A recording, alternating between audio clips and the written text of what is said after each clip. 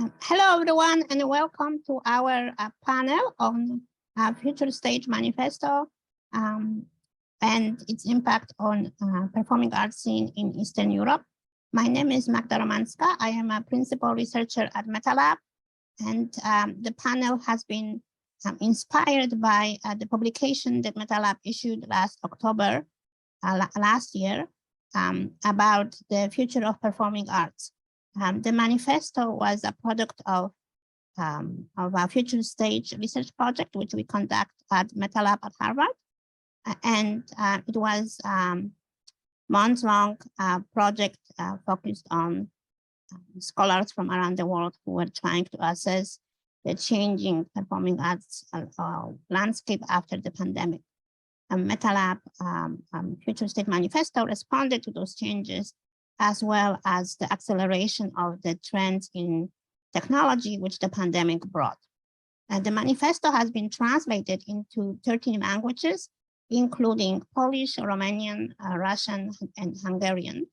And today we invited the translators and researchers from Eastern Europe who have been working in theater and technology for many years to discuss the role of pandemic technology and the war on Eastern European performing arts environment. The panel will be moderated by my colleague Kasia Lech, and I will let her take from me and introduce the panelists. Dobry wieczór. Good evening. My name is Kasia Lech. I'm associate professor at the University of Amsterdam, and I will have the pleasure to moderate the panel. And I will be joined by Ágnes Karolina Bakk, a narrative designer and a researcher at Moholy-Nagy University of Arts and Design's Innovation Center in Budapest, Hungary. Olga Daniliuk from Ukraine, a researcher, director, dramaturg, curator, and designer associated with the University of Westminster and a research fellow at Birkbeck School of Arts in London and at the Royal Centre School of Speech and Drama in London. Cristina Modreanu from Romania, curator, theatre critic, scholar based in Bucharest, the editor of the performing arts magazine Scena.ro, and a theatre researcher affiliated with Babes-Bolyai University and its Janovics Center for Screen and Performing Arts. Ilinka Tamara Todorut, also from Romania, a theatre scholar, teacher, dramaturg, who teaches at the Faculty of Theatre and Film within Babes-Bolyai University. And last but not least, Tomasz Tomek Wiśniewski from Poland, the head of the Department of Performing Arts Studies at the University of Gdańsk, who is a founder of the Between Pomiędzy Research Group. Hello, welcome. So I'm thinking to March 2020 and the first lockdown. I remember theaters being closed, and several of Polish theatre critics reacting emotionally. And one of, I'm particularly, the idea that stuck in my head is Łukasz Drewniak, who's one of the most eminent theatre critics in Poland, saying that for the very first time in European history, modern European history, theatre is nowhere. And I'm wondering, how has pandemic affected your theatre life?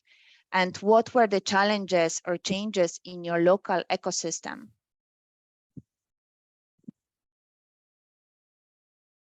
Ágnes, do you want to start? Yes. Hello, everyone, and thanks very much for inviting and for organizing this great panel. So we actually, when I heard your question, I was actually thinking about that. We made a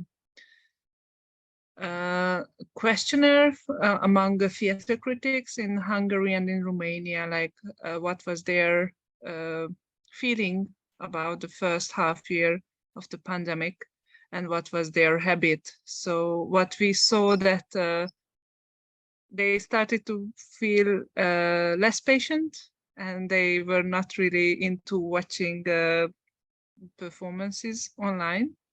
After the first 2 weeks, the first 2 weeks was very like paradise, like everyone was just showing screenings. And I think this is not only characteristic to Hungary, and Romania, I think like that probably everywhere. But after that, they just lost their enthusiasm. And I think this might bring a change, or this already brought a change into how we watch theater.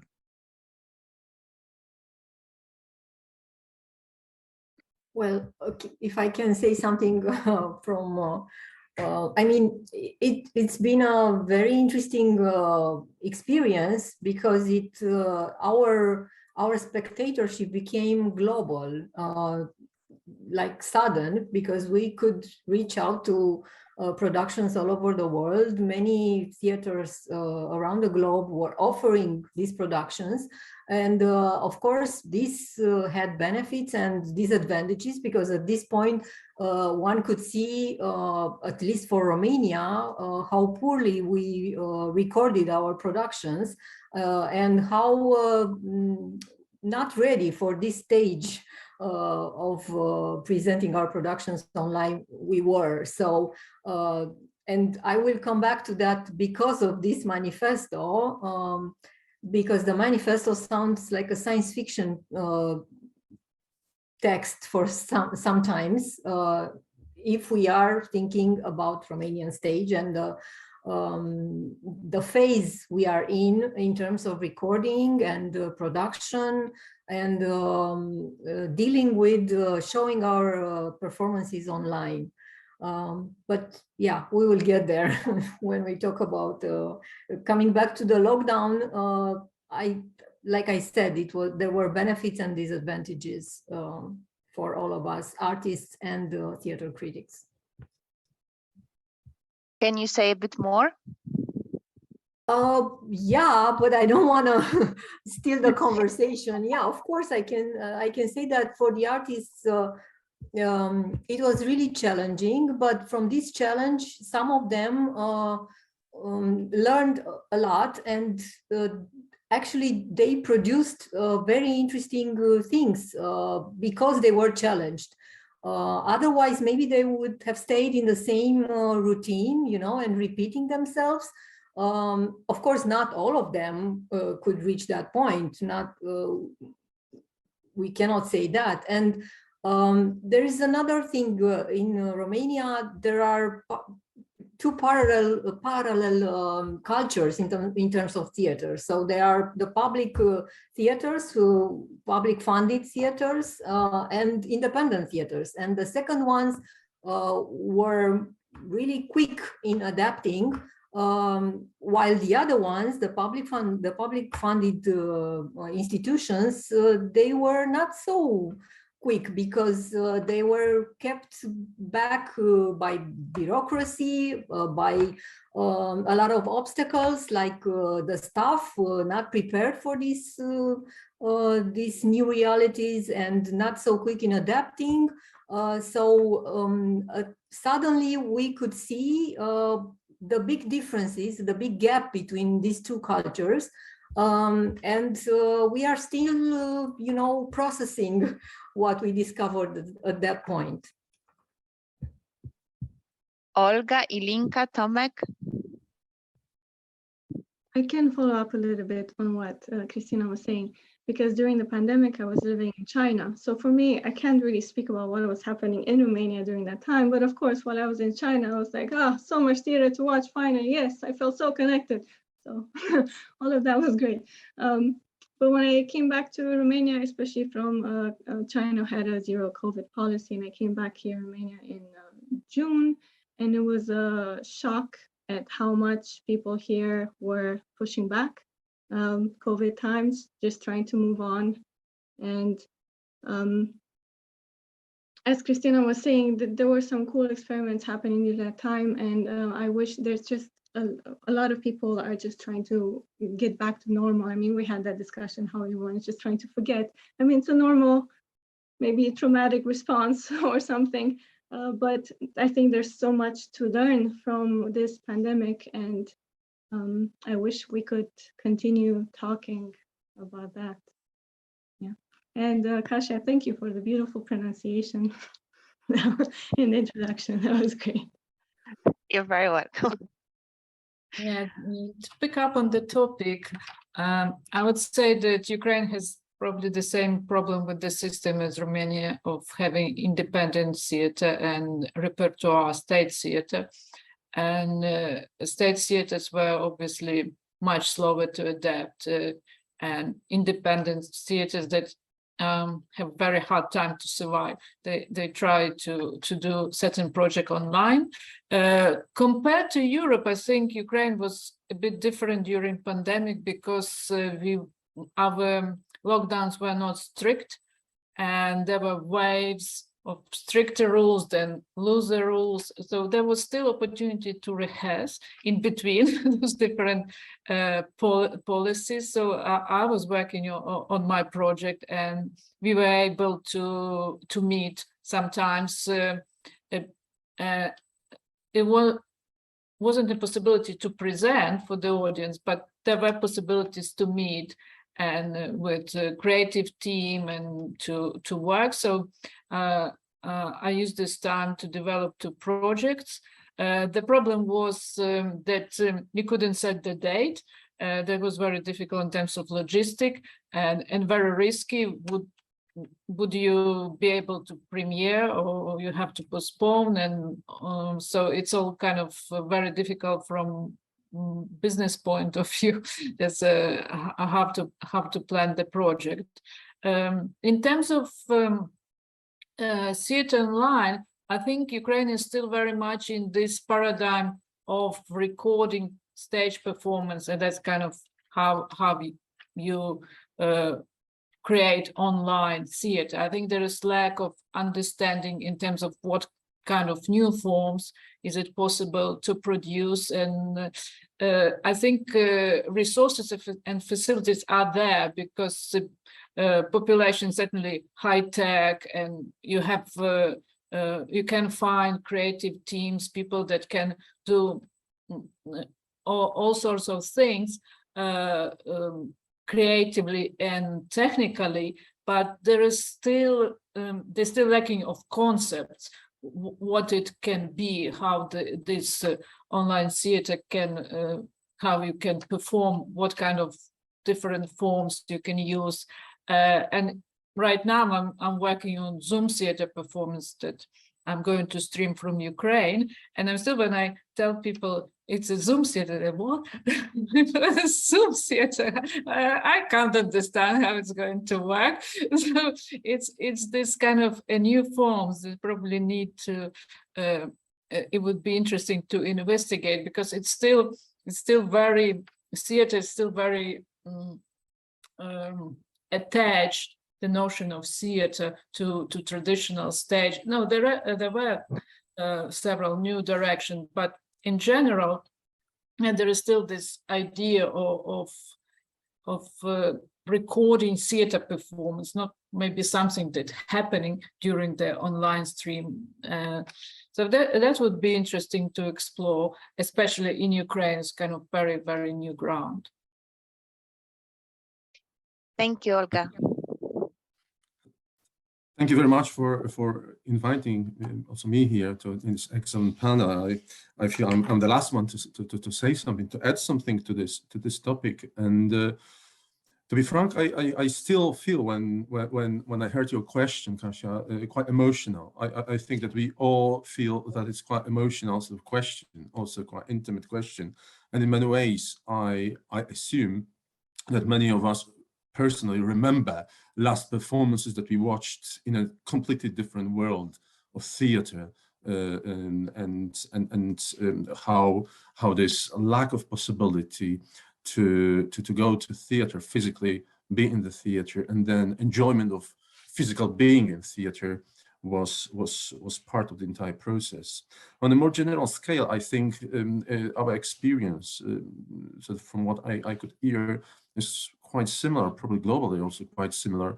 In many ways, the uncertainty which was particularly between everyone, I mean between people, but particularly among theater makers. I think that that this uncertainty, immediate uncertainty about the ways in which you can work, in which you can find a future, what the future is for theater making. I remember in March, I had a phone from one of the directors asking me, well, what are the possibilities for my actors? Could they go, all of them, into some sort of PhD courses, or could they, what are the paths they can change their careers from acting? Because initially the degree of uncertainty, whether it's 5 months or a year or whatever time it was in front of us, was a huge, enormous question, which is still sort of, which comes back when you ask this question. I think as a person who teaches theater studies, who's not a practitioner but teaches in theater studies, it was also quite striking to us in education, how on the one hand performance in live theater became impossible. On the other hand, the accessibility of different forms of international theater, performance, and other arts suddenly became available and could be discussed with students, which previously seemed impossible to share the experience, on the one hand, of watching theater on the screen, on the other hand, of impossibility of experiencing liveness in theater. So that's another kind of uncertainty, and immediate comparison, which was imposed between advanced ways of recording performances and editing them in the National Theatre London, for example, and archives which are in Poland, which were fascinating, which were incredible, but at the same time probably more archival than any sort of screen theater kind of accessibility. It started changing, as we know, through the pandemic. Theaters found the platforms. Teatr Powszechny had it in Warsaw, had an excellent sort of fast movement towards establishing a platform where it became possible to watch their performances live streamed and or recorded, and as many other theaters, of course, did. So I think as sort of some conclusion, which I may say to what I said, but also what I heard, we probably share the experience of something needs to be done with the present state of matters, which became suddenly so clear with the recording of performances for the pandemic, but probably also thinking for preserving archival material, let's put it in this way. I also remember, Tomek, thank you, because you beautifully brought me to my second question. Just wanna, as you were bringing, I was thinking to April as well in Poland, very early, where actors still without the support of the full technology started playing the rules, because there were very specific rules of the distanciation between actors on stage. And I remember that Teatr Nowy in Poznań was one of the first places that live streamed performance on YouTube. And they could do it because it was a very small cast. Performance was Dziewczynka z zapałkami by Mariusz Zaniewski, a matchmaker girl, but it was inspired by Andersen, but was very much adult performance for adult audiences. And they've restaged the entire thing, so they always keep the distance that was required by the rule of law. And they were on stage, and the director was in the audience, and we were all on YouTube live, commenting live, which was quite exciting.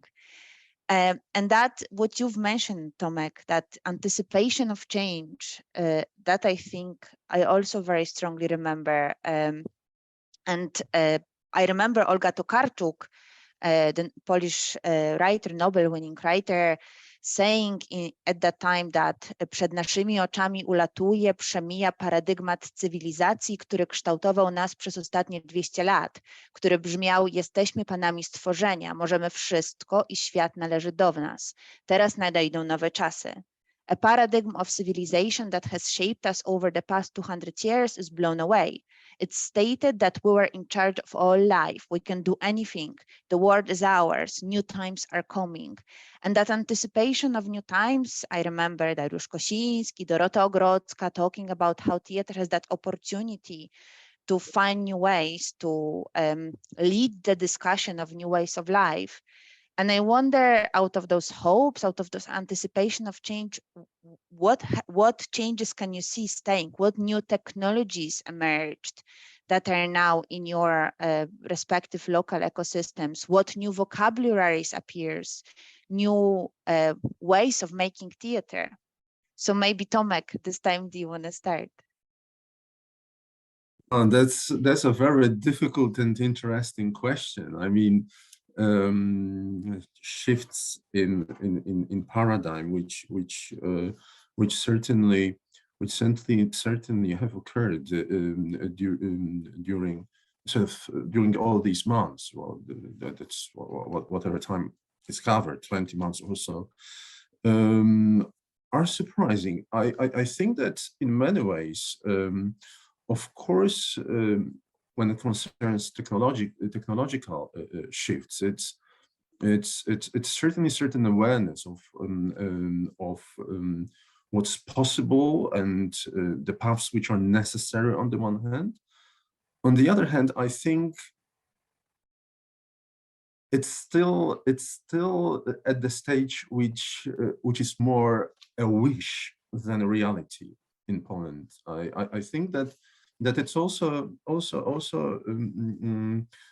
the moment which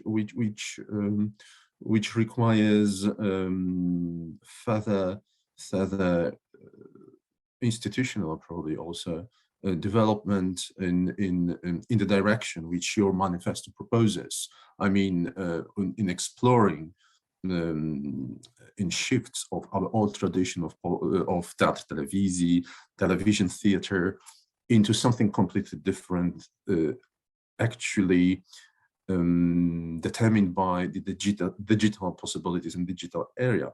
Of course, Zoom performances which are exploring the virtual world, which are exploring international cooperation, are abundant, but at the same time, I still feel it's a movement onwards rather than the moment when we can say, okay, we arrived somewhere which we feel certain, where I would put it in this way, certain convention has been set. It's still not true, I feel, and this direction is ongoing.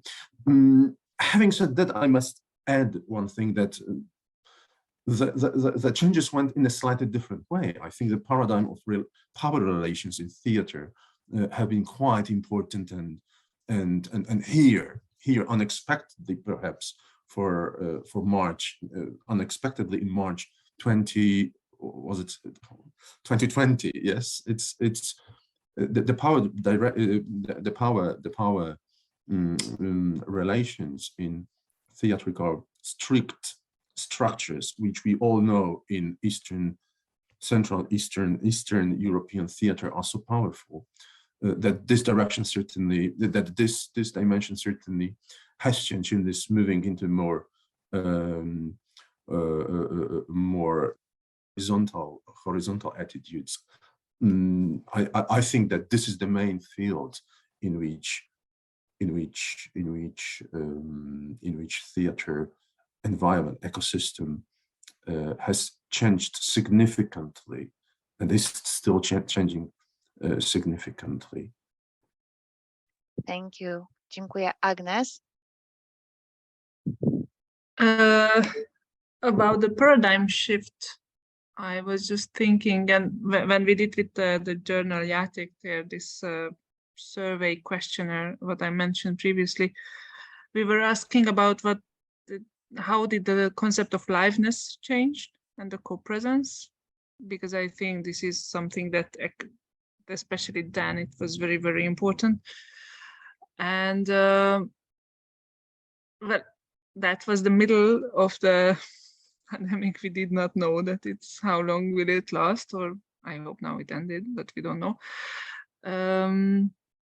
but what came out that we have to think in new formats of being together that are not necessarily satisfactory or not satisfactory as we expected before 2020 March. So what I'm looking now in my own research at the university is that how are we actually together, either as performers and audience members in virtual reality spaces. So, and how does this affect us as viewers or us as viewers with agency? And I also would like to know that I was researching before, like how video game design is affecting theater and how this kind of gamification effects are there. And I think this is what actually proportionately brought this more on the table, that yes, let's discuss this as well. How much agency do we want to give to our audiences? And that also brought us back, like, does our audience want audience agency or not?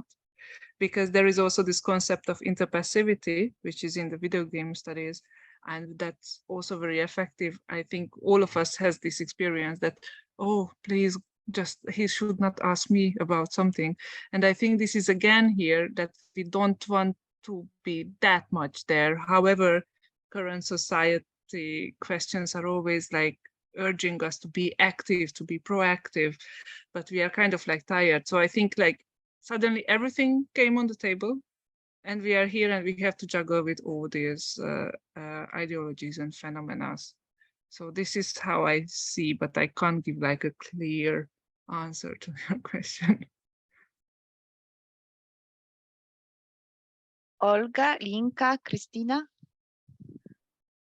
I wanted to add because I feel like I feel very connected to what Tomek said about the change in the hierarchies in theater, because in Romania there is this very strict hierarchy still functioning, the director, the playwright, the same way of collaborating, and in the pandemic, we witnessed a change in this, and for the first time, we saw some of the directors who were used to just be on top of the ladder, signing collectively with other creators, with digital creators, with people who were at the base of the hierarchy until then, and suddenly, because they recognized the contribution, which was rather vital in this kind of productions. The authorship became horizontally presented, and the works were recognized as collective works. So that was an interesting change in the paradigm. Another thing was that when time went by and some of the artists really understood better that the digital narratives are very different from the stage narratives, and they started to make progress in doing that, and they started to think the production from the beginning for a hybrid audience, trying to make it happen both for live audiences and for possibly online, in trying to adapt to the changing situations. And we had one director who called her productions cinematic theaters, which was not very new. Of course, the name was probably used before, but the idea was that she could start it by presenting them the production online, filming it with a moving camera, like for films, and then the same production, when possible, it was shown in a performing space, but the camera was still there as a character of the production, and the screen was also there, and so the production was changed, but not entirely. So the core of the production was identifiable in both cases. So that was these are, and of course, like Tomek said, I think the changes are ongoing, and we are the witness of the coexistence of the old paradigm and the new ones. Yeah. Thank you. Olga? Yeah, I think there are, it certainly is in progress. And I think what started to develop is just new ways to work simultaneously in different locations. That was there, of course, as experiments, but it became more of necessity, more of the way out during pandemic. And I know that there are certain work was done on the quality of sound so that musicians can play together. There are all sorts of development, technological developments to get to the better quality, get a really good professional quality for online collaboration, either in the real time.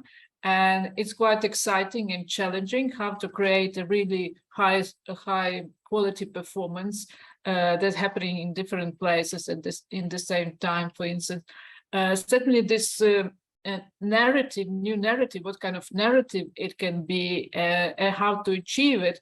I like gamification a lot, but I always struggle how to apply it to theater performance, because gaming obviously is very elaborate in terms of designing, and you kind of don't have these tools when you create in theater, and then you don't have this mobility. Oh, I want to this, but it doesn't work, and I can't move here so quickly, and I can't give agency to the audience because my dramaturgy is going to be in a mess.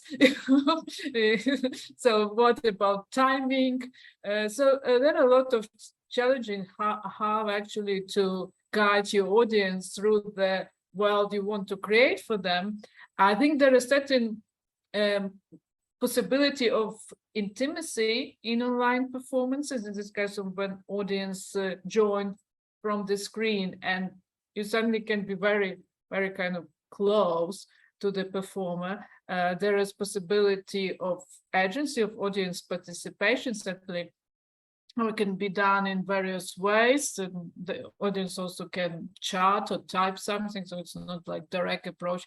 The audience doesn't like to be asked to act. You know, it's for many people it's intimidating. Yeah, it's. I think also it's opportunity for all kinds of hybrid forms, intermediate forms of theater.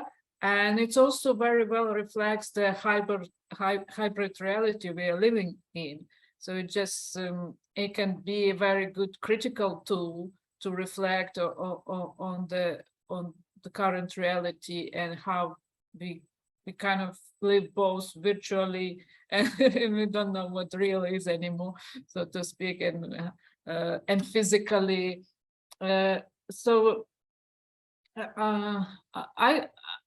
I was not a fan of online performances, to be honest, at the start. I prefer live theater. But I think if you find some exciting different form to work, it can be a groundbreaking experience, really. So I started to believe in the future of online theater, but it has to be something really really new, something really challenging, when theater performance challenge itself through digital, not simply stream or communicate, but find something that some creative obstacle that you want to overcome, something that you want to find out, then it can be quite exciting. Thank you, Olga. Ilinka? Yes. Well, so of course there were some cool experiments, genre breaking, hybridity, and so on. But for me, what I think is really important to keep discussing is how the pandemic in in Romanian context has really underlined institutional issues, the precarity of artists. I mean, I'm thinking that in a healthy society, this would have been the moment for artists to support their communities, to go through this terrible, hard moment, and instead they were forced to, worry about how they're gonna pay their rents, So it just shows how unsustainable whatever institutional arrangements and so on we have here. And Christina mentioned at some point that the manifesto sounds futuristic, and it does because, for example, when it mentions the necessity for continuing public funding because building a new tech-savvy buildings is very expensive. We go and read this, oh shit, well, I can't even pay I can't even have like a little space. I can't even, because of gentrification, because how expensive spaces are, they can't even pay a small rent, and now with bills, huge electric bills and so on. So before even reaching that level of how do we get into the digital space, there's very pressing issues about physical concrete space. And while I really do believe in all the cool stuff that technology can do and all the interesting theater there, without care for real life communities and real life theater trying to do this, I don't think it's going to lead to anything like sustainable like that in the long run. The manifesto for me starts really, really interesting by saying how performance is not a commodity. Performance is a human right, is a human need. And then I wrote a piece about it that it goes on talking about like business strategies and so on. And I think that's, so it's not a commodity, but you go on talking about business strategies. And so it's I feel like there's we are in an impasse or a lack of vision of how to think about us beyond the business model, because everything. Yeah. Thank you, Ilinka. It definitely speaks to other contexts as well, because many of my colleagues in Poland, actors, changed their profession after the pandemic, and that idea of performance as a human right, which I read in having a right to encounter, to make performances in cultural public spaces that reflect our backgrounds, our diverse cultures, ideas, languages, concerns, which I think is particularly important for anybody from marginalized, for whatever reasons, context. That is something that I thought on one hand, as you say, pandemic has brought to the fore, and at the same time revealed tensions and gaps within it. So on that sort of brought to the fore and perhaps making some progress, I remember, for example, puppetry theater, which generally is marginalized as a practice in Poland, having, in a sense, because of that engagement with object, because some technology already written in and that otherness of performance already written in the form, having in many ways being ahead. Some of the biggest innovations came in Poland from Wrocław Puppetry Theater, which very early changed their entire approach to adaptation of polskie rymowanki, Polish ceremonies or rhymes, and from what was planned as a real stage big production, it became a performance YouTube album, which was fully animated, and the only live person was actually sign language interpreter. And suddenly someone, that in a theater was very often pushed into the corner just not to interrupt anybody having their experience, became much more visible and much more center stage, simply because the proximity have changed. And I can think about in Kharkov, Anima Theatre for Peace, which came out from Kharkov Theatre Department of Puppetry, again, making big advances in Instagram performances and digital puppetry performances. So that, I think, were in a sense things that the pandemic has pushed to the fore. But at the same time, there were gaps, and those gaps of people left behind, people in those gaps, escaping the gaps of institutional support, especially for actors and performers that were not on contracts, that were not part of the ensemble, that were being paid by performance or by rehearsal, and other practitioners. That was very evident. And I wonder what that, so that's what that idea of performance as human rights means for me, all those different things. And I wonder what it means for you, not in the context of the pandemic, and what Ilinka has beautifully and emotionally expressed, and thank you so much for that.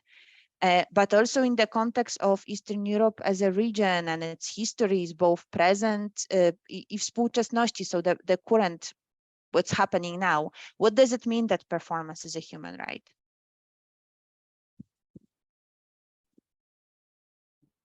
May I start?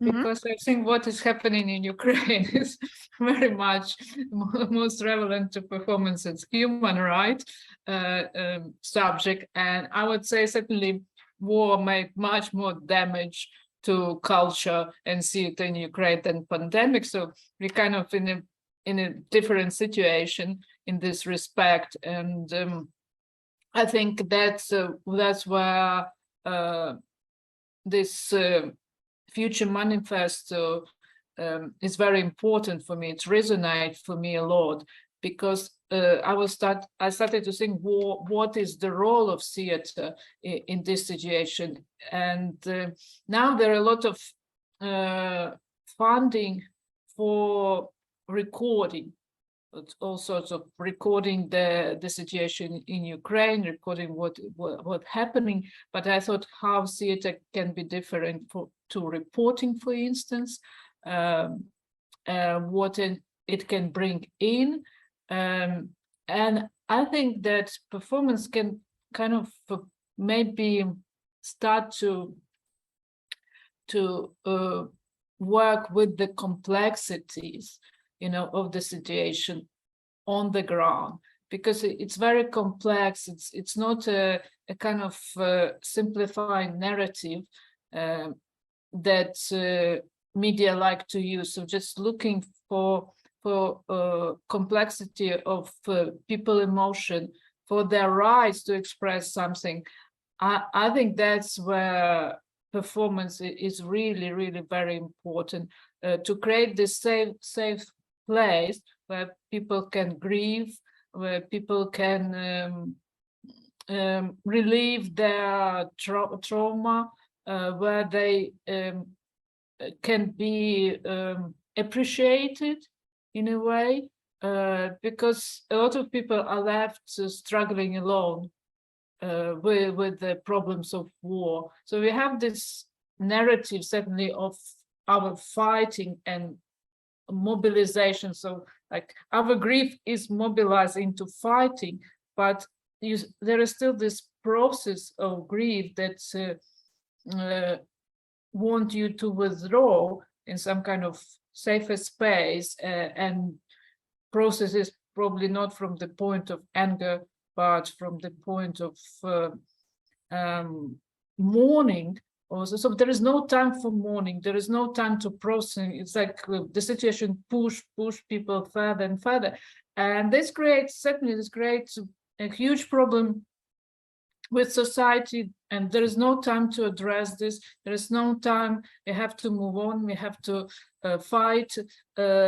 So I'm thinking about this human right to be human. So I think that theater has to, because when you're in war, a society dehumanized, and we see this dehumanizing process going on. We need more weapons, we need more fighting, and in a way we need, but in a way it's kind of it's confusing. It's confusing to be in this situation when you think the war is the only way forward, even if it's the right way, but still as a we can have moral dilemma about this. So and that's why I think that's this is the human right, and it's important to remain human in the situation where you're surrounded by violence. And I think here the role of performance arts as human right is very important, just to keep us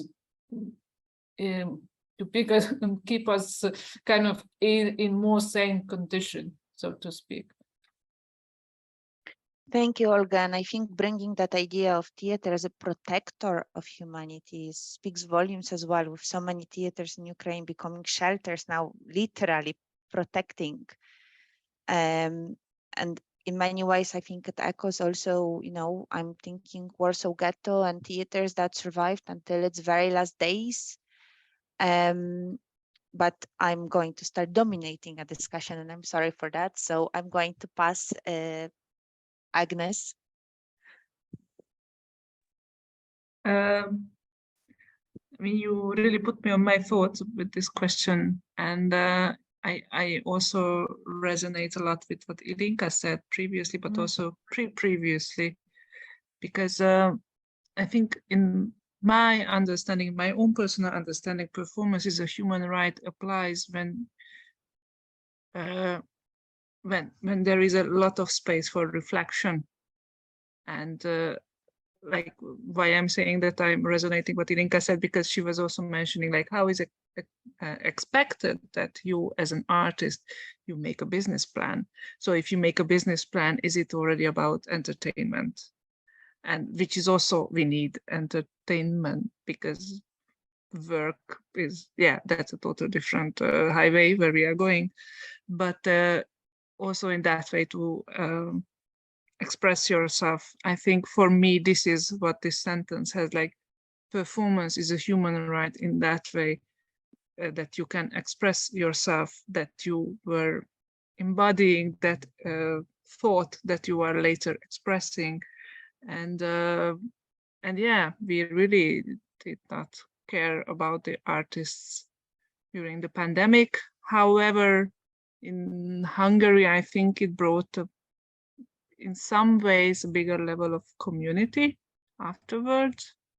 Like we saw some cases where we also have the independent scene and the public theaters that are funded by the government, and they were again here in less precarious situation. And there were some semi-success stories that when some independent theaters, they had almost to close down because they did not receive the funding that they were promised, that they had to give, or that the municipalities were offering to give, but they were not able to send it. And then they started to crowdfund, and that went super fast. And people were really offering money, so they did not have to close down. The other side of the story is that later the fund giver was also giving to them some money, but that money was actually taken away from the public theaters. And then this whole precarity with that about the money, where the money goes, and how does it affect the single resident of a city, a theater goer? That's a different question. So, yeah. Thank you, Ágnes. I'm thinking also, especially with the very precarious political stage in many of the Eastern European countries at the moment, which brings me to Poland and Tomek. When thinking of when reading basically the manifesto just before our meeting, just to refresh the memory about this passage of human rights, I mean, performance is a human right, and with the phrase comparison with the bridge across peoples, cultures, social classes, and generations, I was struck how much, how far away this perception is in my thinking, my reading now, from the digital reality, and how much it is in what Olga said, in the reality of the world around, when binary political tensions sort of are dominating our lives, and war is suddenly reality. Performance as human rights is understood in this way of a bridge. I think it's deeply, profoundly what Olga said. I profoundly agree with this, that in this sense also theater is what the word is not. Okay, it's like absurd in the sense that it's the relations in theater may be completely against the world around us, in the sense that this is all, after all, a place when people who don't need to know each other, one another, don't need to agree with their worldview, after all, meet and spend time together, have experience, which is human rights to the deepest degree, and it's so unlike the world around. I think I would like to pursue, in my reading of the manifesto today, this was really the only path in which I could follow, as with this nice phrase, performance is a human right, in the direction of the war situation, and on the other hand, on the possibility, on the belief, axiological belief, that meeting between two people is possible on an empty stage. Okay. Dziękuję, Tomek. Thank you. Ilinka. You've said already so much, so if you don't. Well, I just want to say thank you, Olga, for sharing that. I think I'm very grateful and moved by what you're saying, and I can't even imagine what you're going through. Well, yeah, of course, I believe the performance is a human right and so on, but and we definitely, the things that theater could do in Ukraine, for example, or in each of our countries right now, where public discourse is becoming more polarized and rigid, and as even Olga was saying too, just to add on to that, you know, the necessity to bring the complexity of things and not just this like black and white all the time. I think that digital tools can help us propagate a different discourse, of course, but I was thinking in Ukraine, you know, how can you reach people who are stuck in Ukraine? Maybe you can use digital tools also, but in order for an artist to have the time and an energy to do that, something that is most of our energies currently are focused on surviving, on getting some revenue from someone. So it is a business model that is geared more towards entertaining. So we spend so much of ourselves there that there's little left to do with this mission of theater as human right and theater as not a commodity and so on, because no one can work for free all the time. So something theater as a public service, as a human right, is currently not paid, or there are some grants or things like that, but it's so, you know, from project to project, you don't have any stability. So we all know in the situation, like, there's no point. But yeah, and I don't think that the solution comes from focusing on digital technology primarily, but goes a little bit back, because digital technology can help a lot for dissemination, for like outreach maybe, but you don't want to do outreach just for expanding a consumer base, right? You want to like do a service. So I think that how do we extract these tools that are expensive, that are forged within a business economy? How do we take them and use them for something else? Thank you, Linka. Christina, it's great, Linka. Don't doubt yourself. It's great. You know, I was just thinking, in order to take, I have a great admiration for those who co-created this manifesto, the freedom of thinking that these people have. It's amazing. And I really, you know, it expands our horizon. But in the same time, in order to bring this phrase, which is very important, performance is a human right, from the realm of wishful thinking to the reality, we need public policies. We need to include performance in education, and of course the manifesto expands on that. But all this we can do in a democracy, in a stable society, which is not the case with many places in the world right now.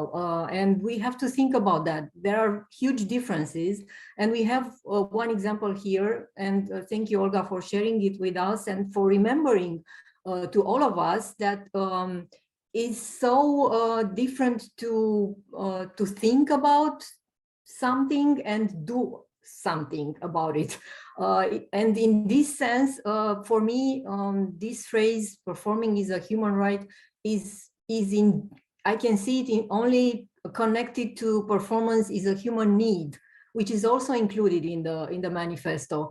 I feel more connected to this because really performance is a human need. And in times of war and in times of pandemic, in difficult times, I think this is more important to remember that that performance can help. As a researcher, I go back a lot in time, and I read recently, because of these times that we are living in, I read about the Second World War and the way that Romanian artists were conducting a campaign. They were not able to play in theaters because they were bombarded everywhere, and there were difficult times, but they were going to hospitals and they were playing small parts of productions and small songs and things like that to the people in the hospitals. And this was their way to help. And they discovered that there was a need for this kind of human connection, of a need for people to remember normal times, whatever normal meant at that time or means now, to remember feeling good just for a minute maybe. And in this sense, social interconnection, which is also detailed in the manifesto, is a human need, and performance can bring about this connection, which is a fundamental for our being, I think. Thank you, Christina. When you were saying about hospitals, I was also thinking, also during Second World War, one of the Polish theater artists created that concept of theater as ambulatory care, which I think echoes what you have said. In relation to that, performance is human need, performance is human right, that social connection, one of the big things that Manifesto explores or emphasizes is young audiences. And I wonder if you can tell me about practices of engaging children and young audiences with theater in your country, and if you can share an example of organization of an artist who has particularly contributed to that in your country.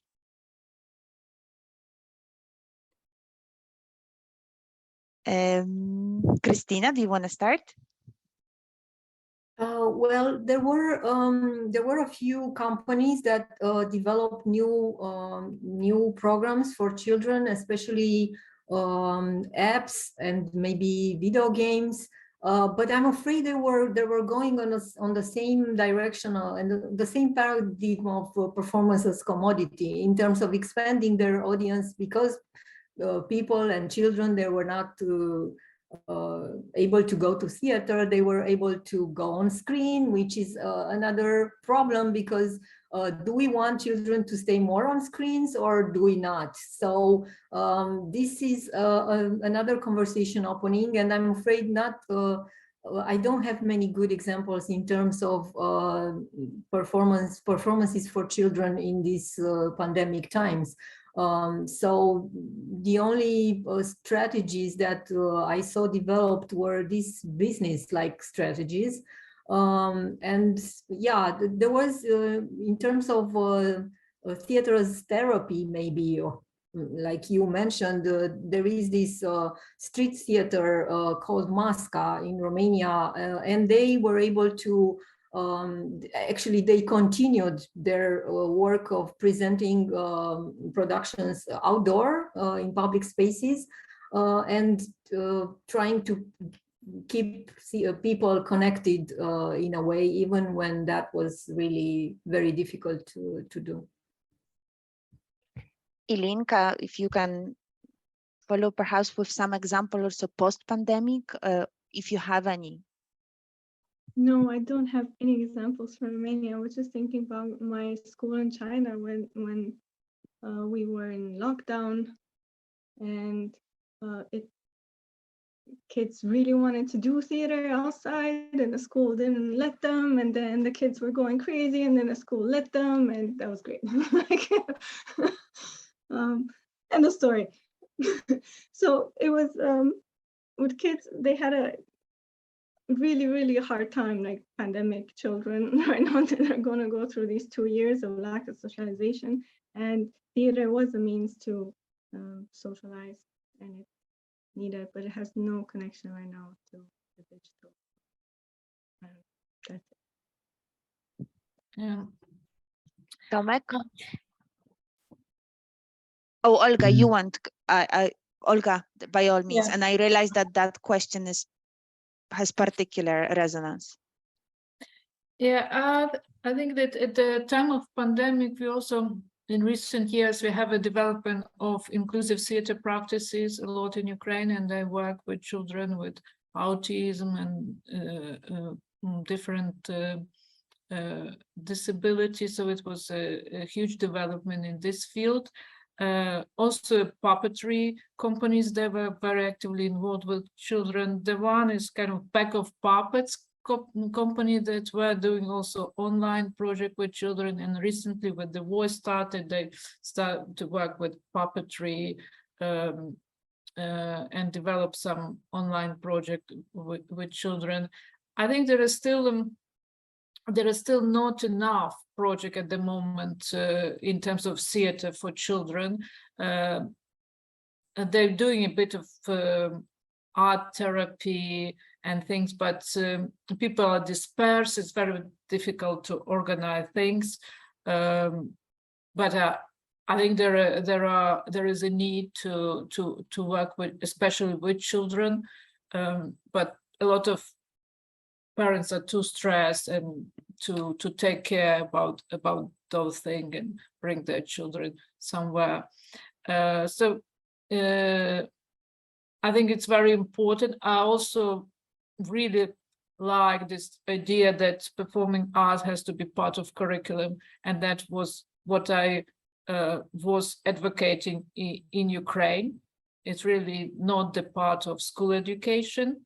I think this is very important, and it's important to make it a part of curriculum, not some extra after-class activity, so that there will be, children could be assessed and valued on this activity as well. That's the only way to bring it in school system, because the system is so overloaded. So teachers say, no, we just don't have time. We just kind of can't do this on the top of what we already have. So we did, when I worked with Mistecki Arsenalenki, we did training for teachers on different performative techniques.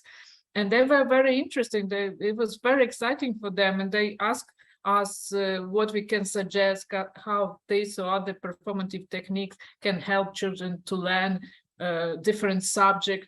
And it's actually exciting area when you start to say what you can create to help children learn this subject or that, how it can be adapted to science or to math. But yeah, that's kind of work require resources to develop this methodology.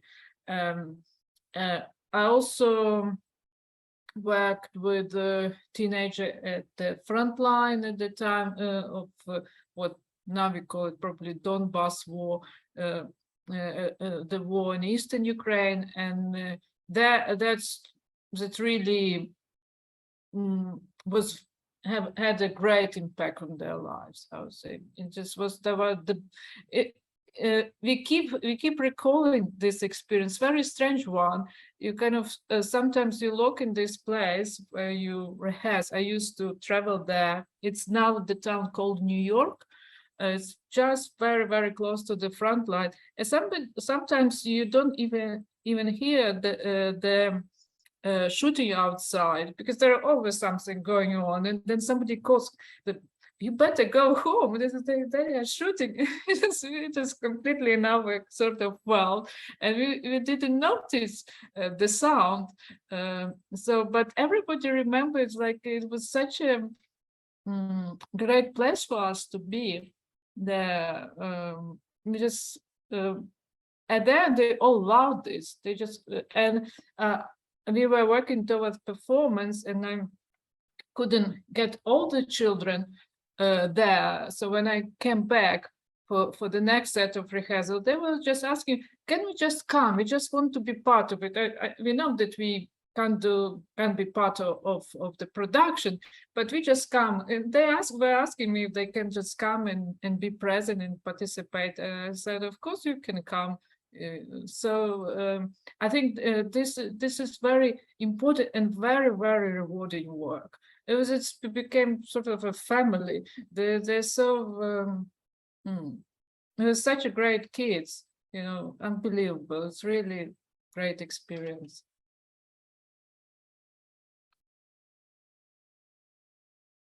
Thank you, Olga, for sharing that. Tomek? Thank you very much for this question. I was surprised by this, and needed to think really about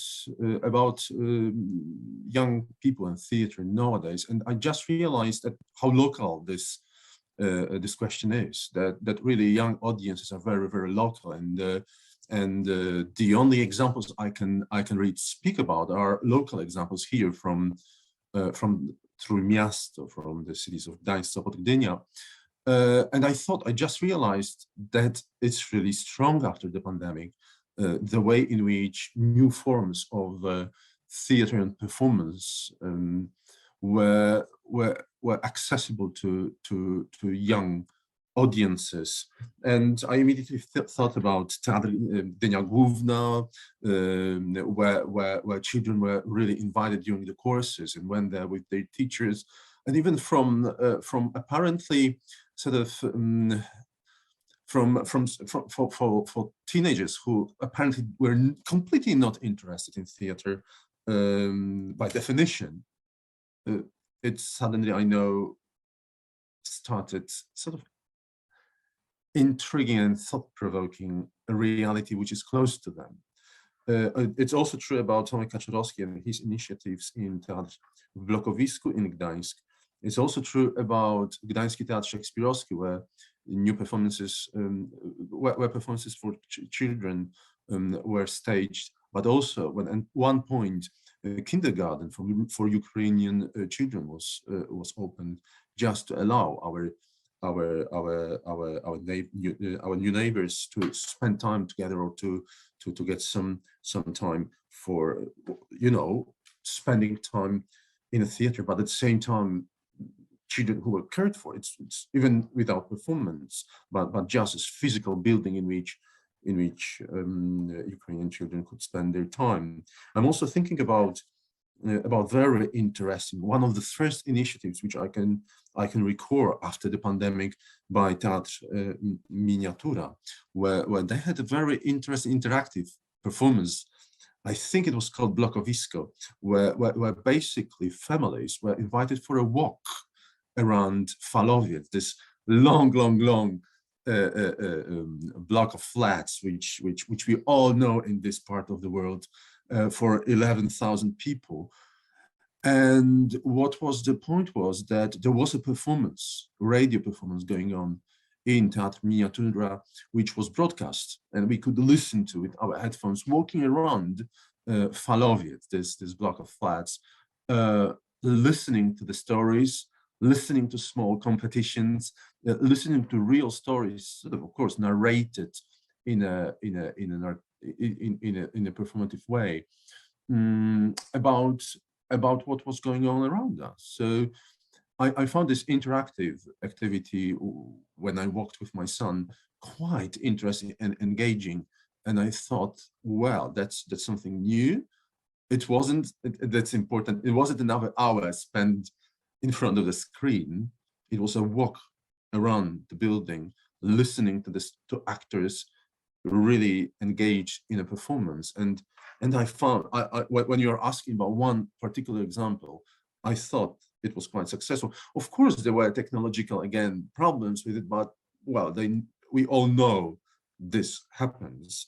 Yeah, so as a conclusion, I think it's theaters quite rapidly after the pandemic, local theaters, small institutions sometimes,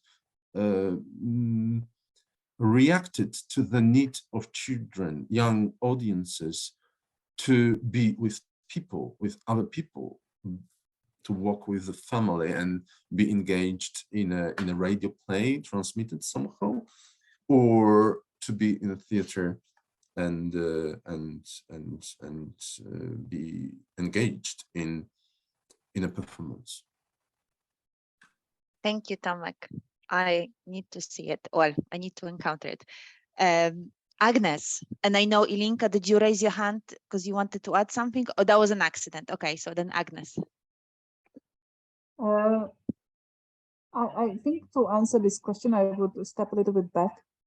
And what I see, it was not just necessarily the performing arts venues, the problem how to reach to new audiences, but for general cultural, public or independent venues as well. So I saw one interesting example from a theater here in Budapest, which I was actually not expecting that they would come out with something. However, they did not really use in their marketing campaign. It was just, I think I just saw one Facebook post about it. And because I was researching this, I was just clicking on it. And it was like an interactive kind of like point and click game that they used. And I was also involved in several projects that were commissioned either by museums or by archives to create for kids between 14 and 18 with point and click video games, mainly because that's the most easiest to create, or 3D video game design based games. And this one made me think that they were using mainly this tool in order to reach out to audience, to share knowledge, and to try, by making it more interactive, to give them more this sense of agency. Because in all of these applications, there was somewhere the question of moral, what are you choosing? And this is how they wanted to bring back, in a way, this theatrical situation, this co-presence and liveness, like that you are reflecting on yourself. So yeah. Thank you, Ágnes. I'm going to now use some of the questions from the audience. Dzień dobry, Paul. Professor Paul Alain, a visiting professor from University of Gdańsk. Thank you, panel. Very interesting discussion. I am interested in your views on the manifesto emphasis on the permeability between artists and audiences. Why is this stressed, do you think? What evidence is there for this? Are there implications of this for craft and technique? Thank you. Would anyone to... Ágnes, I just follow my dramaturgical, predictable composition. Yeah, actually, I just wanted to raise my hand. So for me, one of the most touching parts from the manifesto, what first when I read it, I was like, oh, and then I was reading and no, actually this totally makes sense even now. The various new roles that theater is needed, and that kind of like implies what kind of role the audience has. So for example, there are orchestrators, there are people who are preparing the audience to get into this technological environment, or the so-called immersive environment, is something that is actually coming, but this is also mainly coming because theater is again commodified, because it promises us to give experiences that are unique and that we are there, and that offers us, like in this Erlebnisgesellschaft what we are living, it's very personalized. So somehow everything is intertwined in here. But there are also already other performances, just to go back to the online place, like I'm not sure if you're familiar with the theater company, The Fast Familiar, which is a UK-based theater company. They define themselves as theater company, but I several times attended their online performances that are on a specific platform where you have to interact each other also as audience members, also with the actual topic or what is happening there. And that also already requires from the audience a different specific type of participation. But peculiarly enough, it also gave this sense, what was previously mentioned, this intimate sense, which I think not every time can be achieved. But there should be also people behind these creations that are facilitating this or create such platforms that enable kind of like facilitation. So this would be my first answer to this. Thank you, Ágnes. Olga? Yeah, in terms of narrative, I read an interesting example. Unfortunately, I can't recall the name, but it was online performance that involved cooking and narration, and audience has to cook alongside with the performer in their own kitchen. And I thought it was a kind of a great idea where you can have this experience while you kind of indulge it both in listening to the narrative and preparing food, try a new recipe. And it's also, there was this advantage that you can use your own kitchen for this and be part of this experience. So I think this is kind of a good example of kind of new narrative you can develop with online performances. Thank you, Olga. So, Tomek? If I may add one thing, which is sort of striking to me, and sort of also in the context of Paula Len's question, and also the lecture which Paul had earlier on today concerning physical actor training.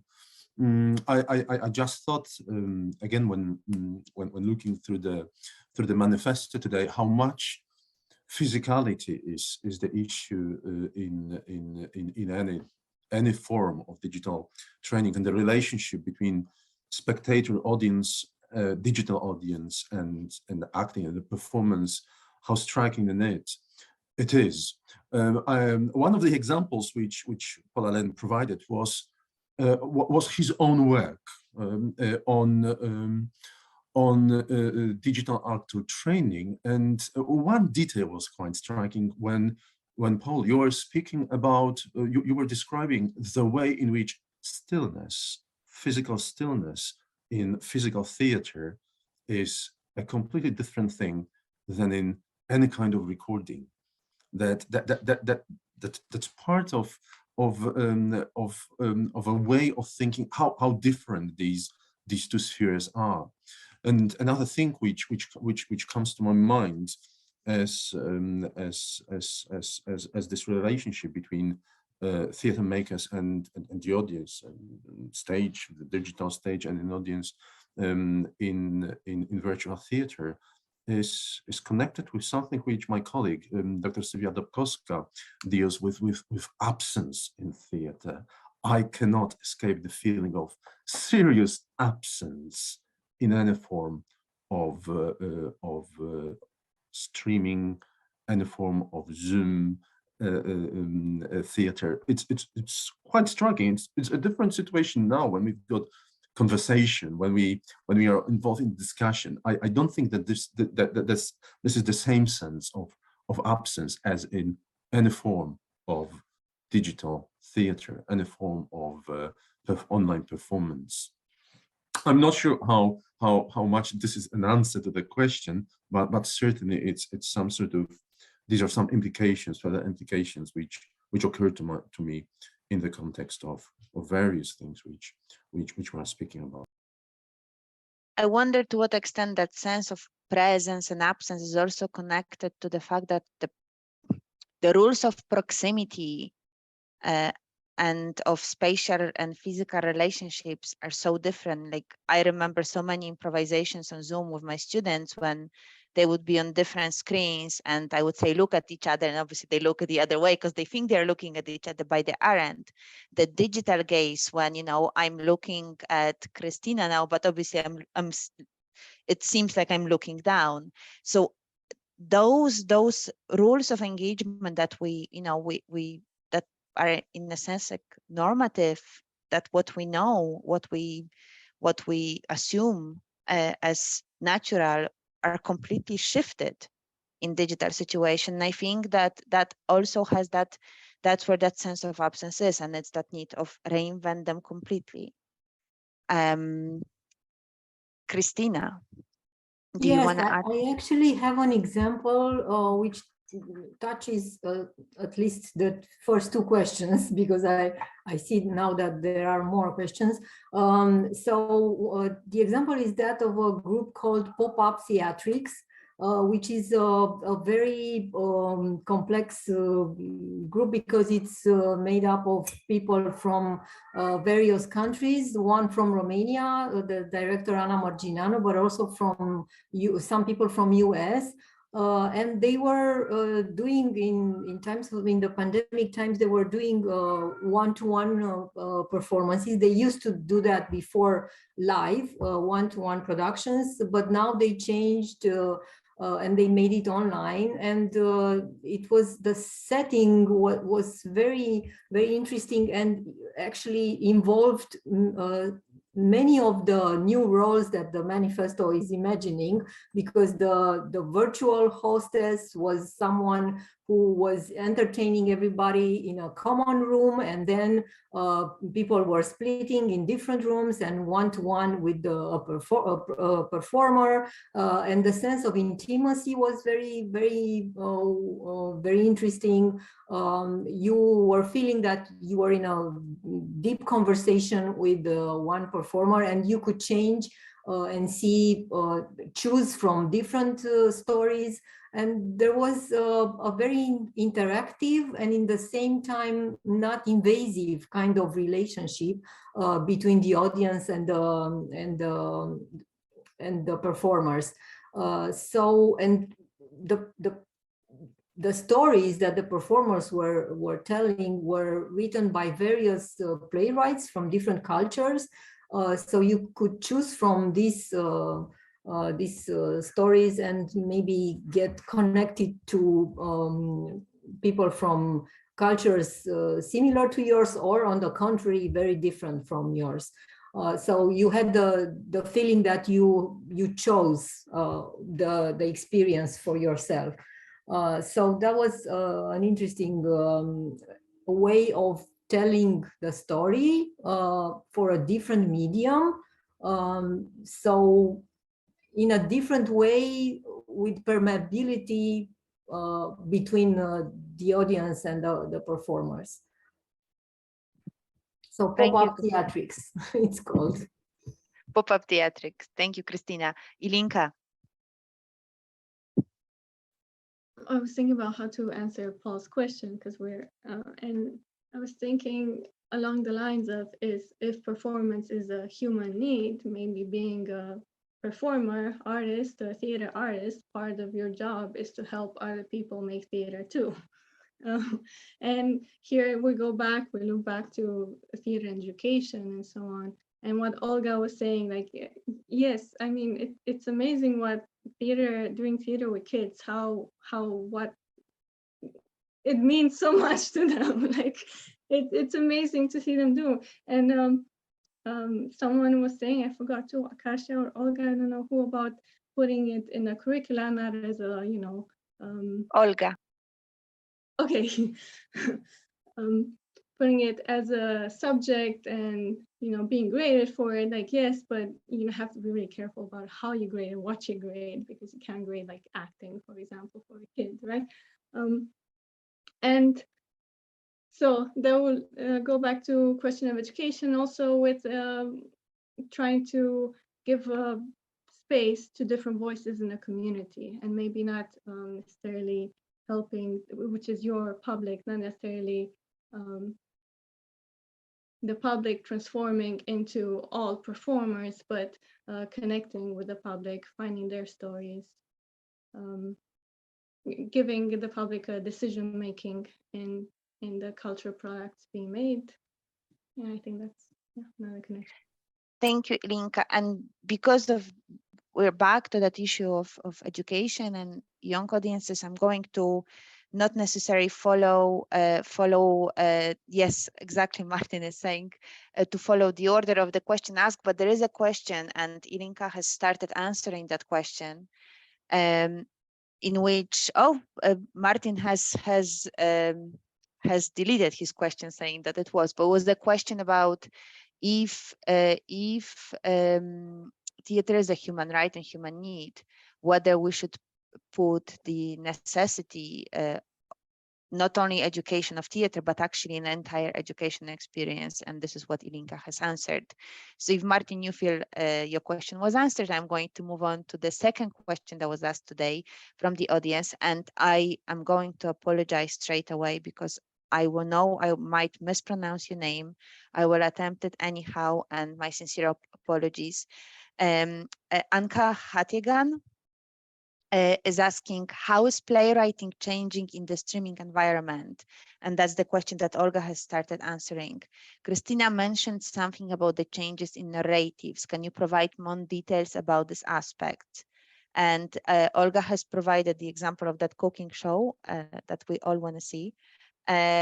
Christina, do you want to elaborate? And then I will come to other participants as well for some examples of new narratives in playwriting. Well, that was the question I believed I answered with the example of pop-up theatrics, because it's important to start with a narrative dedicated for the streaming event, dedicated for the particular environment and medium that you are going to use, not to record something live and then put it online, which is also a possibility, but it's not so interesting, of course. And especially for today audiences, which are very literate in terms of digital experiences, I think theater should move up and try to address this audience in more interesting ways. Thank you. Any examples from Ágnes, Tomek? I can tell about, oh, sorry, Tomek. Just a brief example, like there is the Swamp Motel, which I believe they were part of the Punch Drunk, and they then got away from them. So they also created theatrical-like experiences, but personally for me, this is already like a big mesh of how we are discussing media, and why theater makers are going in this direction. I mean, I kind of understand why, but how do all these approaches from various, let's call it more traditional media, is changing the concept, how we are creating media, how we are consuming it, to use this word. And yeah, so that was a very good example. However, it was again a point and click game that had some specificities why one could have thought that it could be live. So I believe that there was actually someone who was looking at us, how we were solving it. But it put us in a total different way how we are approaching this. And I think this is in one way, because it's very reflective, it gives you a lot of agency. So one way this is how I personally would like that. Also it's more mixed together with theatrical liveness. So someone is here, but then I also have to do something else on my screen, for example. And that affects again how I co-create with someone else that moment. But that puts in a very difficult situation the theater makers, because they have to learn all these skills, or they have to co-work with those people who work on these. And there are many cases where I heard from theater makers, for example, who are working with developers, like on via theatrical performances. And then the wage difference and the expectation of wages, it's very, very big. So this means like it's very hard to catch up with other entertainment providers who can actually easily pay out such a developer expertise than people who are coming from theater and they have just this tiny little budget of, let's say, like 2,000 euros. I'm just saying an amount. And then you have to pay out a developer whose hourly wage is 200 euros. So I think there is a lot to catch up, or a lot to rethink in this way, also from public policy and public funding terms. So these are all, I think, just isolated examples. Thank you, Ágnes. These are great. And it's in a very unexpected ways, echoes earlier in Linka's point in Tomek? Okay, so, well, as a person who comes from, form-oriented scholarship or semiotic scholarship, semiotics, I would say that I see it like, an entire field in which really narratives need to be adapted, to be changed, which are completely different forms. Well, medium is the message, something like that, which has got very practical consequences, which in a way are mentioned in manifesto with different roles. Recently, I talked to Maciej Rychły, and he completely stressed that in his view, it's impossible for a theater maker, for a theater director, really to learn these skills, that you need equal participation of a theater director and director who knows how to direct streaming. That it's, not this sort of relation, but equal cooperation between equal forces to make it successful. I think I agree with this, looking, well, with our experience now of different kinds of streaming. We've got our preferences for sure. We've got our own experience, and quite often we see that even a very, very good performance may be not that good streaming, and vice versa. What I would like to say, maybe with the examples, sort of the spectrum of examples, maybe not from Poland, but which struck me as being quite indicative. It's this, what is it, play or film, which is a hybrid form, Can I Live by Complicité, which is another example for young audiences, by the way, which I think quite interestingly, perhaps successfully, manages to introduce theatrical reality into the context of a film streamed digital online theater, in whatever form it is, with its own narration, with its own script, which is certainly not for the theatrical physical stage, but for digital space, let's put it this way. Another example that I would like to mention is from a completely different area, and completely different because it was on the stage, and it was like an echo mirror of the situation in which experience of of streaming, I think, shaped the dramaturg's work during the performance. And this was the way in which Waiting for Godot was produced by Oficina w Teatro Uzyna Ozona in Sao Paulo recently by De Celso, in which complete story, which is well known, which is theatrical classic of the 20th century, let's say, was put into was intruded by digital world and became something completely different. Dramaturgy, multimedia dramaturgy, which was inscribed on it, streaming, which was inscribed within the performance, was quite strong in making this work, in making Beckett's Waiting for Godot something completely different. The dramaturgy inscribed on this was streaming some kind of tempest at the beginning, then something not very elaborate on the one hand, but after the pandemic, after audiences' extreme experience with the screening presentation of a film with various kinds of catastrophes in the Amazonian jungle, problems on indigenous people, and then very strong images.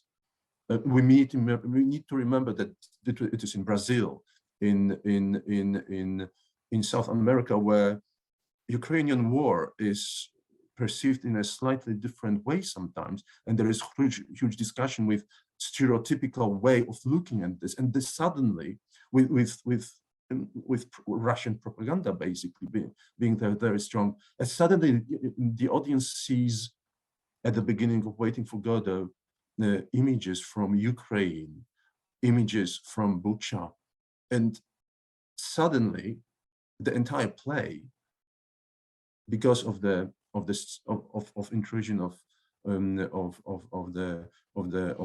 the recording, becomes completely different story when Vladimir comes onto the stage from underworld, from under the stage. And then there is a traditional play, let's put it in this way, done more or less innovatively. What I want to say is, I see also intrusion of this new way of streaming into theater, into the dramatic's work in theater. Thank you, Tomek, for this example. Christina, you have raised the hand intentionally. Yes, intentionally, because Tomek's example with Théâtre de Complicité brought to my mind a very interesting example from Romania, where a very well-known composer for music for theater, Vlaicu Golcea, in times of pandemic, he changed completely his role in theater, and he invented something titled the ironically titled Post-National Interphonic Theater, which is an online platform where he thought, why not bring sound from the background of the production, from its role of illustrating the ideas of the director and of the playwright. Why not bring sound in the front of the production and make it fundamental or the starting point of new productions, which are very, very interesting. And he is producing new plays by very young, and not only young, but debutants in terms of playwriting.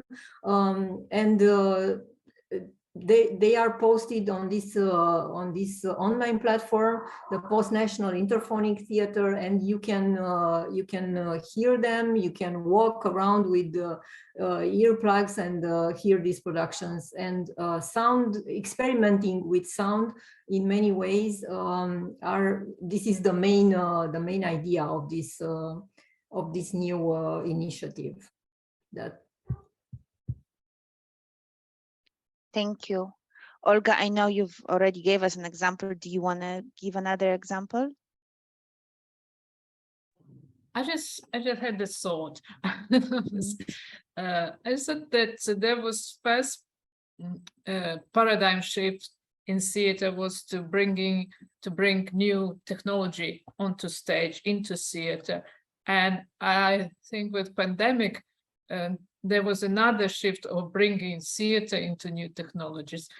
So this is kind of shift in the narrative as well. So now we are thinking how to bring theater into other media, and this requires certainly collaborations, and those collaborations are quite demanding, and certainly there are not enough resources to facilitate those collaboration the moment. And probably the one example is Blast Theory from UK that had a long-time collaboration with Science Lab and produced really groundbreaking work out of this collaboration. So I think this sort of thing has to be funded and developed in order to develop these new forms of theater and make them. Thank you, Olga. Thank you, Olga. And that brings us to another question from the audience, from Anthony, and I'm going to attempt three pronunciation of the second name, so apologies. So Antoni Sorge. Thanks so much for this discussion. I'm wondering about the reliance on online platforms such as YouTube for digital performance. That's why I'm saying that Olga's answer brings us to that question. Given the lack of transparency regarding the terms of service on these platforms and the cases of YouTubers being banned from the platform for sometimes dubious violations of these terms and service, do you have concerns about or ideas for alternatives to reliance on these platforms for digital theater? It's a very specific question, so I leave it to volunteers to take that on. I can try. Oh, Ágnes? Okay. I've heard this from a lot of people in talkbacks from people who are doing Zoom shows and things like that. This feedback that these platforms were not made for theater. They just, people had to find ways to work with what they have and so on. And there's really a desire or a drive to find different platforms for sure. And YouTube is just a platform for distribution. It's not a platform for making theater, for collaboration and so on. So there definitely is a need for different platforms. But I also want to go back a little bit to Anka's question, sorry, but just to make a shameful confession that a lot of time when I watch theater streaming online, I watch it on double speed or really high speed. And this is nothing new, but that changes my how I spectate live theater too, because my patience is getting thinner with pregnant pauses and things like that. And that maybe will influence the rhythm of productions, the ways which lines are faster. So there's not like huge, I don't know, but I've definitely noticed this change in me. Thank you.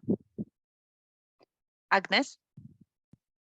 Yeah, but I wanted to say that I think this is also what already Linka also mentioned, that YouTube is not the only, or Vimeo or similar platforms are not the only platforms where we can experiment as performance makers, but there are also other pretty easily learnable platforms that are like also enabling to be in a more, I know that I'm saying for the third or fourth time this co-presence, but for me this is something that is the most important when I watch a performance or when I participate in a performance, and there are like virtual reality-like platforms like Mozilla Hubs, or there is VR chat, and there is ArtSpace. And in the spring, not this spring, but last spring, I participate, 2020 winter. It was so long time ago. There was a wonderful initiative from the US, which was called the Fifth Wall Forum. And they created like a hackathon for theater makers, where people from all around the world could sign up, and we were put together with other theater makers. And there are already many, many performances that are using these platforms. And they are usually going to the theater, to the cinema festivals, like Cannes has already like the VR section, and there are sometimes theatrical performances that are taking place in VR, where there are actors and they put either the experiencer in a form of a bystander, or there was one peculiar example where the protagonist was one of the viewers, one of the participants or experiences, to say it. This particular performance is called Welcome to Respite. It's very interesting how we should rethink actually theater. But yeah, this is one thing what I wanted to say. And the other one is like, I think this is also the time that there is more education about IPs, intellectual properties. So if someone or any kind of creator is working around this and has enough time and resources to invest into this one, this can also bring new horizons into creative thinking, like how to create something that is live, but it also works like IP. And there are already also institutionalized forms of streaming theater that can bring back, that can be brought back into independent practices as well. Thank you, Ágnes. I'm going to, because we are coming to the end of our time, well, the end of our time, very big, but the end of our panel time. So thank you so much. I'm going to finish off with a question, which is not for answering now. This is a question to all the panelists and to the audiences of now and of later when they're watching recording. Performance practices from Eastern Europe have in past led many global developments, but have been marginalized more in contemporary world. And obviously that marginalization and experiences of marginalization of certain theater practices is not by no means unique to Eastern Europe. In global discourses, there are certain practices, certain voices that are marginalized. And my question for reflection to the panelists and to the audience is how these new developments in technology can help for more democratic discourses, more collaborative leaderships of global theater discourses, and in what language or in what languages should those discourses be conducted? Thank you so much. Thank you, everyone. We are thrilled that we were able to put together this panel, and I'm hoping that the conversation will continue and that metaLAB will continue to be the place where you can feel free to connect with and reach out to other scholars and continue. As Kasia mentioned, Eastern Europe even used to be a kind of quite a forceful engine of performing arts. In recent years have been quite marginalized on the global stage, so to speak. So, perhaps might be opportunities there for us to think about the region and how theater can help with the broader political and social discourse that is happening in this part of the world. Thank you, everyone, and thank you to our audiences, to our attendees for wonderful questions. And I invite you all to our series of lectures on transmedia and other panels that we will be organizing around the world on different regions as well. Thank you, everyone. Thank you. Magda, for bringing us Dziękujemy.